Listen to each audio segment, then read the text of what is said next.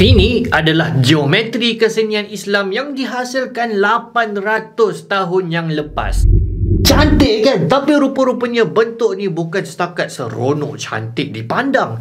Ia menyimpan satu rahsia yang hanya diketahui oleh saintis moden setelah hampir 1000 tahun.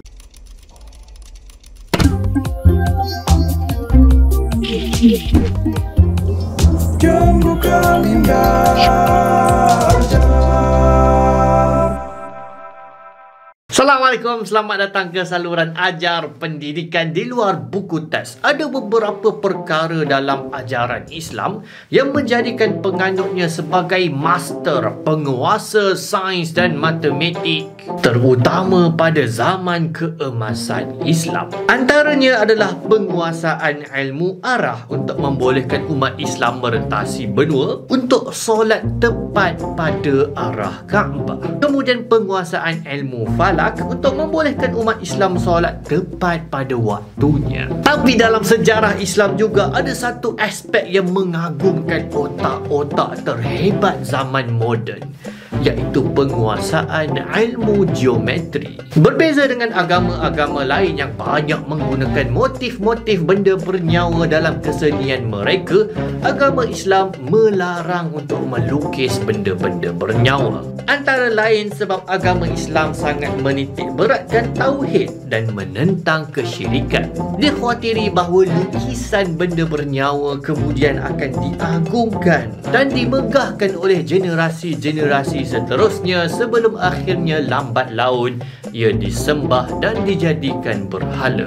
Jadi sebagai alternatif, umat Islam menjadikan ilmu geometri sebagai kesenian mereka. Untuk menghasilkan corak-corak geometri Islam ni yang korang biasa nampak dekat masjid-masjid tu, ia memerlukan ilmu matematik yang mendalam. Antara lain, mereka perlu menghasilkan corak teselasi, iaitu supaya corak geometri itu boleh dibuat berulang-ulang bercantum-cantum tanpa penghujung.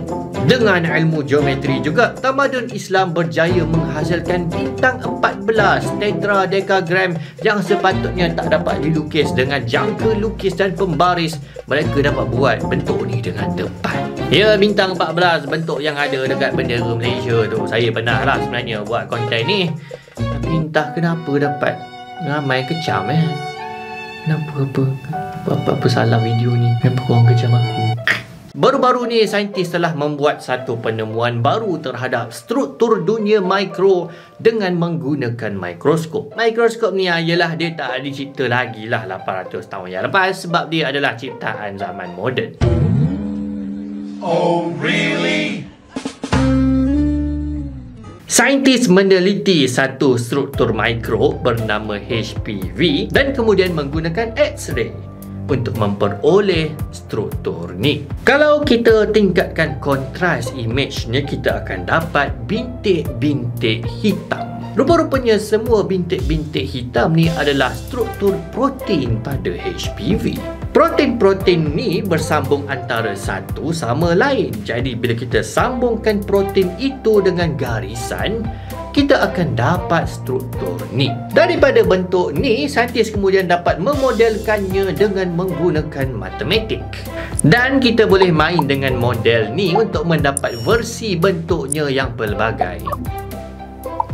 Bestnya.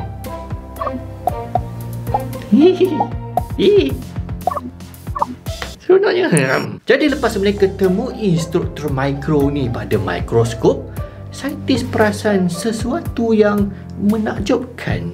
Mereka mendapati bahawa bentuk ni rupa-rupanya telah pun wujud, dibuat oleh manusia 800 tahun yang lepas. Masjid-masjid kerajaan Islam penuh dengan hiasan corak geometri, terutama sekali yang berasaskan segi 3 ataupun segi 4. Tapi bangunan Darbi Imam memiliki satu corak yang istimewa. Ia bukan berasaskan petak ataupun segi 3, tetapi pentagon. Pentagon ni satu bentuk yang kita sebenarnya jarang temui dalam corak-corak geometri sebab dia susah nak bercantum.